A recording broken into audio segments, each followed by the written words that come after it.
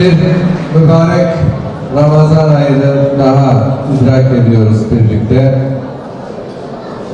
Ben Ramazan ayındaki bu sizlerle ilk buluşmamız,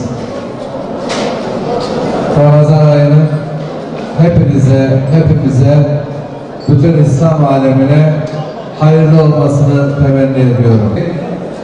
Birbirimizle daha hoşgörü içerisinde, birbirimize daha yakın, birbirimize karşı merhamet duygularını daha çok geliştirerek bu güzel günleri idrak etmek durumundayız. Şimdi özellikle son 5-6 ay içerisinde gelişen umut dalga dalga hem bu bölgeyi, ilimizi, şehrimizi, bölgemizi, hem bütün Türkiye'yi, bütün ülkemizi umut dalgalarıyla kaplamış durumda. Ve biz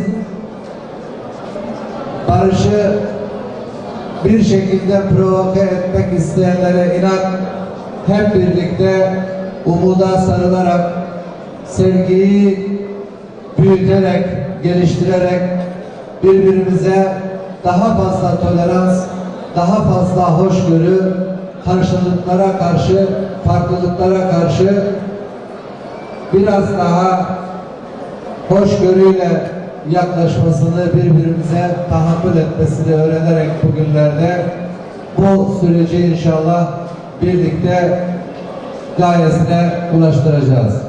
Diyarbakır'ın sokaklarında gezdiğimizde Türkiye'nin değişik bölgelerinden gelen turist kafileleriyle karşılaşıyoruz.